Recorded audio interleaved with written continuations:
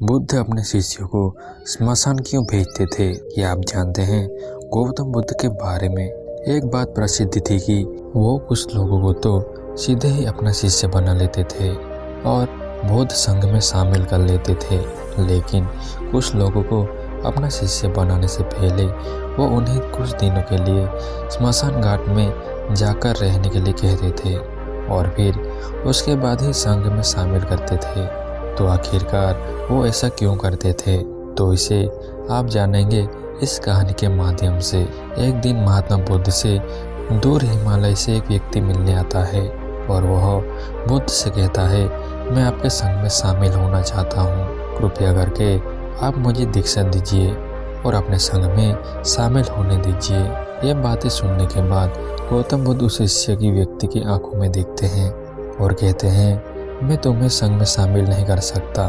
अगर तुम्हें संघ में शामिल होना है तो उससे पहले तुम्हें एक पूरा दिन और रात स्मशान में गुजारनी पड़ेगी। यह सुनते ही वह व्यक्ति डर जाता है और कहता है, बुद्ध, यह कैसी शर्त है? दिन में तो ठीक है, लेकिन मैं रात को स्मशान में नहीं रुक सकता। बुद्ध ने पूछा, रात में क्यों नहीं रुक सकते? व्यक्ति ने कहा, क्योंकि रात होते ही स्मशान में भूत, प्रेत और आत्माएं घूमने लगती हैं। बुद्ध ने पूछा, क्या तुमने कभी किसी भूत, प्रेत या आत्मा को अपनी आंखों से देखा है? व्यक्ति ने कहा, नहीं हे बुद्ध, मैंने अपनी आंखों से तो नहीं देखा, लेकिन मैंने लोगों के मुंह से भूत, प्रेत और आत्माएं होने की कहानियां जरूर सुनी हैं और मैंने उस लोगों को भूत प्रेत लगते भी देखा है। ऐसे लोग बहुत अजीब अजीब सी हरकतें भी करने लगते हैं।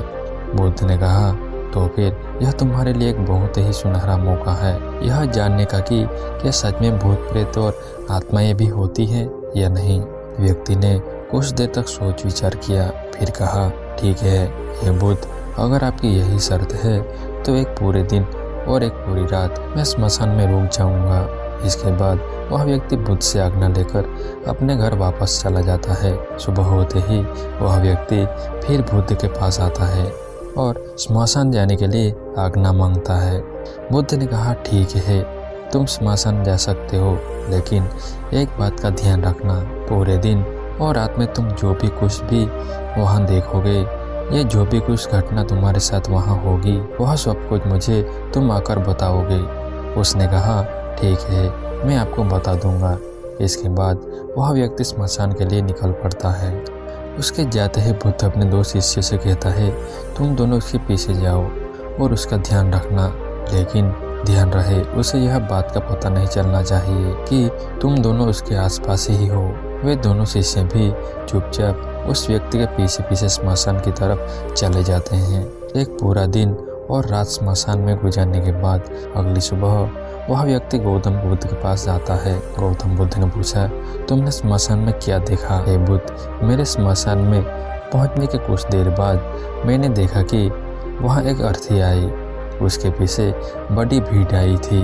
वह अर्थी एक बूढ़े व्यक्ति की थी। उस बूढ़े व्यक्ति के चारों बेटों ने अर्थी को कंधा दे रखा था। चारों बहुत दुखी दिखाई पड़ रहे थे। वहीं अर्थी के पीछे चलने वाले कुछ लोग बातें कर रहे थे कि अच्छा इंसान था बेचारा, लेकिन अब नहीं रहा। वहीं कुछ लोग यह भी कह रहे थे कि अच्छा हुआ बेचारा बूढ़ा बिना किसी दर्द और पीड़ा के इस दुनिया से चला गया। इसी तरह और भी लोग उसके बारे में तरह तरह की बातें कर रहे थे।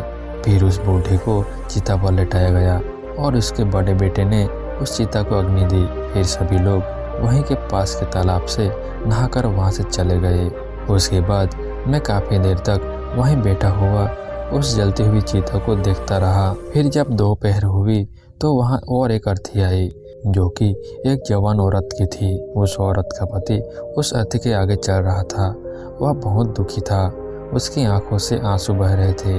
अर्थी के पीछे चलने वाले लोग कुछ कह रहे थे कि बहुत गलत हुआ, इस लड़के के साथ इतनी सी उम्र में ही इसकी पत्नी ने इसका साथ छोड़ दिया। अभी तो बेचारे के पास पूरी जिंदगी पड़ी है। दो बेटे छोटे बच्चे हैं, वह अकेला कैसे उनकी परवरिश करेगा? भगवान ने बहुत गलत किया। इसके अलावा वहाँ कुछ महान ज्ञानी व्यक्ति भी थे जो उस मृत स्त्री के पति को समझा रहे थे कि रो मत, क्योंकि आज नहीं तो कल उसे यहाँ से जाना ही था।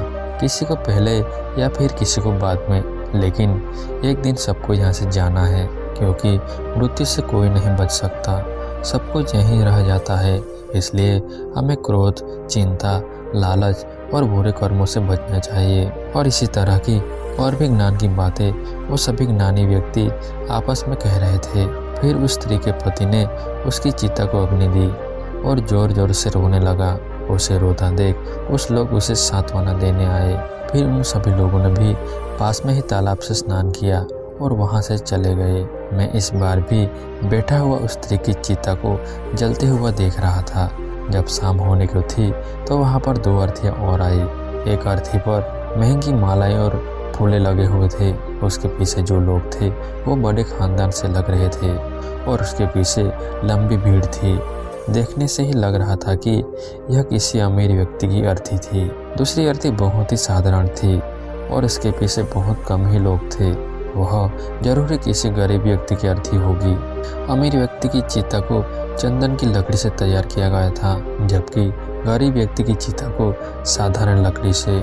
अमीर व्यक्ति की चिता को पहले अग्नि दी गई, फिर गरीब व्यक्ति की चिता को। बुद्ध ने पूछा, क्या तुम्हें उनकी चिताओं में कोई अंतर दिखा? व्यक्ति ने कहा, नहीं, मुझे तो कोई अंतर नहीं दिखा। दोनों के शरीर एक समान ही जले और अंत में राख हो गए। बुद्ध ने पूछा, फिर क्या हुआ? व्यक्ति ने कहा, उसके बाद रात हो गई और वहाँ कोई नहीं आया। बुद्ध ने फिर पूछा, क्या तुम्हें वहाँ रात में भूत, प्रेत और आत्माएं दिखी? व्यक्ति ने कहा, नहीं, मुझे वहाँ कुछ भी नहीं दिखा, लेकिन मैं वहाँ पूरी रात खुद से ही डरता रहा, कभी हवा की सरसराहट से तो कभी जानवरों की आवाज़ से। और फिर सुबह हो गई और मैं आपके पास आ गया। बुद्ध ने कहा, बहुत बढ़िया किया, लेकिन मैं तुम्हें संग में शामिल नहीं कर सकता। व्यक्ति ने कहा, लेकिन क्यों? बुद्ध ने कहा, क्योंकि तुम अभी भी उसके लिए तैयार नहीं हो। संग में शामिल होने के लिए तुम्हें एक बार और एक पूरा दिन और रात स्मशान में गुजारनी पड़ेगी। व्यक्ति ने बुद्ध को मनाने की बहुत कोशिश की, लेकिन बुद्ध नहीं माने, तो उसने दोबारा स्मशान में जाने का स्वीकार कर लिया। अगली सुबह बुद्ध से आज्ञा लेकर वह फिर स्मशान की ओर निकल पड़ा। बुद्ध ने इस बार फिर से इस व्यक्ति की सुरक्षा के लिए उसके पीछे 2 शिष्यों को भेजा। इसके बाद वह व्यक्ति एक पूरा दिन और एक पूरी रात स्मशान में गुजारने के बाद वो फिर से बुद्ध के पास आया। बुद्ध ने फिर से वही प्रश्न किया, बताओ क्या देखा तुमने वहाँ? व्यक्ति ने कहा, हे बुद्ध, कल मेरे सामने 8 लोगों की चिताओं को अग्नि दी गई और उनके साथ भी वही घटनाएं हुई जो मैंने पिछली बार आपको बताई थी कि बहुत से लोग रो रहे थे, कुछ उन्हें सांत्वना दे रहे थे और कुछ नानी व्यक्ति तरह तरह की बातें कर रहे थे। लेकिन एक अलग चीज़ जो मैंने इस बार देखी वो ये थी कि कुछ मृत व्यक्ति के शरीर के कुछ हिस्से जो ठीक से जल नहीं रहे थे, उन अधजले हिस्से को चील, कौवे और जानवर नोच कर खा रहे थे। कुत्ते कुछ हड्डियों को अपने साथ उठाकर ले गए। यह सब देखकर मुझे एक चीज़ का एहसास हुआ कि जिस शरीर को हम इतना महत्व देते हैं उसका अंत भी एक दिन इसी प्रकार होना है। व्यक्ति ने कहा, हे बुद्ध, अब तो मैं भूत संघ में शामिल हो सकता हूँ? बुद्ध ने कहा, नहीं, मैं अब भी तुम्हें संघ में शामिल नहीं कर सकता। लेकिन हे बुद्ध, मैं तो आपके कहे अनुसार 2 बार स्मशान में रहकर आ चुका हूँ, अब तो आपको मुझे संघ में शामिल करना ही पड़ेगा। बुद्ध ने कहा, जिस महत्वपूर्ण चीज़ को देखने के लिए मैं तुम्हें स्मशान भेजता था, तुम अब तक उसे देख नहीं पाए हो, इसलिए मैं तुम्हें संघ में शामिल नहीं कर सकता। और जब तक स्मशान में वो नहीं देख लेते जिसके लिए मैं तुम्हें भेज रहा हूँ, तब तक तुम्हें संघ में शामिल नहीं करूँगा। यह सुनते हुए व्यक्ति फिर से आज्ञा लेकर अगली सुबह स्मशान की तरफ निकल पड़ता है। लेकिन इस बार इसके अंदर अलग ही चमक आ चुकी थी। उसने वह घटना देख ली थी जो बुद्ध उसे दिखाना चाहते थे। अगली सुबह होते ही उसे बुद्ध के पास पहुंचने की जल्दी थी।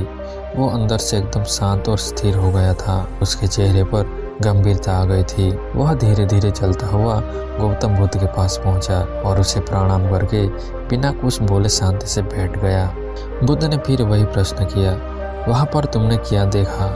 व्यक्ति ने कहा, मैंने देखा कि 4 लोग मुझे अर्थी में लिटाकर स्मशान की तरफ ले जा रहे हैं। लोग मेरी अर्थी के ऊपर फूल मालाएं फेंक रहे हैं। एक बहुत बड़ी भीड़ मेरी अर्थी के पीछे चल रही है। मेरे पिता जो कि मेरी मौत से बहुत दुखी हैं, वो रोते हुए मेरे अर्थी के साथ चल रहे हैं। मेरा छोटा भाई भी मेरी मौत से बहुत दुखी है और रो रहा है। कुछ लोग मेरे भाई और पिता को समझा रहे हैं और उन्हें सांत्वना भी दे रहे हैं। कुछ लोग भी मेरी मौत से दुखी हैं और कुछ लोग दुखी होने का दिखावा कर रहे हैं। भीड़ में से कुछ लोग बातें कर रहे हैं कि अच्छा इंसान था, अभी उम्र ही क्या थी बच्चे की, लेकिन भगवान ने इसे इतनी जल्दी बुला लिया। और भी लोग मेरे बारे में तरह तरह की बातें कर रहे थे। फिर मेरी अर्थी को स्मशान की जमीन में रख दिया गया। मैं सांस लेना चाहता था, लेकिन मेरे अंदर सांस नहीं थी। मैं अपने हाथ पैरों को हिलाना चाहता था, लेकिन मैं हिला नहीं पा रहा था। मैं अर्थी से उठकर अपने पिता को गले लगाना चाहता था और अपने छोटे भाई को कहना चाहता था कि माता पिता का ध्यान रखना, क्योंकि अब तुम ही हो जिसे घर को संभालना है। उसके बाद मुझे उठाकर चिता में लिटा दिया गया। फिर मुझे कपड़े से ढक दिया गया। उस कपड़े के बाहर मुझे कुछ भी दिखाई नहीं दे रहा था। फिर मेरे ऊपर बहुत सी लकड़ियाँ रख दी गई। वो मुझे बहुत भारी लग रही थी। मैं उन्हें हटाना चाहता था। मुझे अंदर घुटन महसूस हो रही थी। फिर कुछ समय पश्चात मुझे गर्मी का आभास हुआ। मैंने देखा कि मेरे पूरे शरीर पे आग लग चुकी थी। मेरा पूरा शरीर इस लकड़ी के भांति चल रहा था।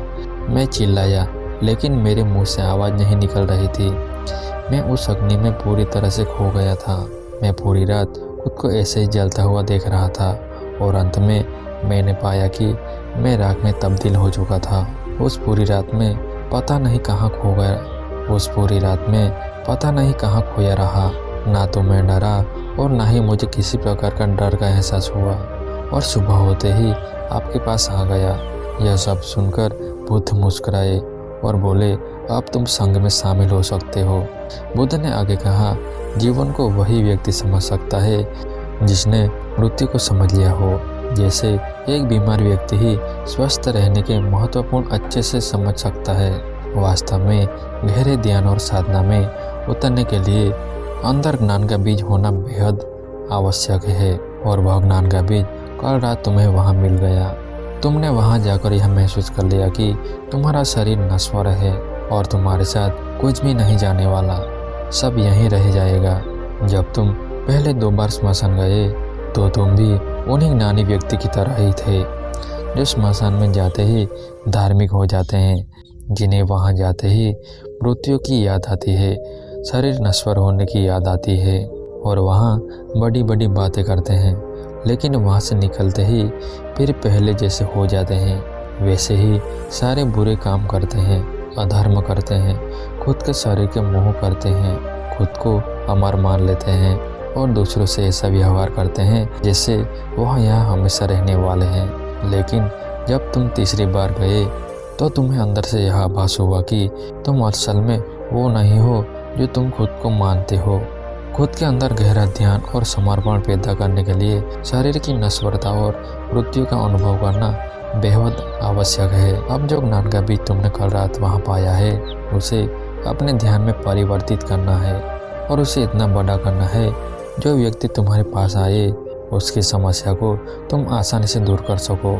इस कहानी से हमें यह सीख मिलती है कि हमारा शरीर नश्वर है, यह एक दिन खत्म हो जाएगा। अगर किसी व्यक्ति ने जन्म लिया है तो उसकी मौत निश्चित है। इसलिए हमें क्रोध, हिंसा, लालच जैसी बुरी आदतों को आज ही छोड़ देना चाहिए। पता नहीं आज हम हैं और कल होंगे या नहीं, इसलिए हमें वर्तमान समय में अच्छे काम करने चाहिए। अगर आपको हमारी यह वीडियो अच्छी लगी हो तो वीडियो को लाइक, शेयर और चैनल को सब्सक्राइब जरूर करना। मिलते हैं नेक्स्ट वीडियो में, तब तक के लिए बाय बाय।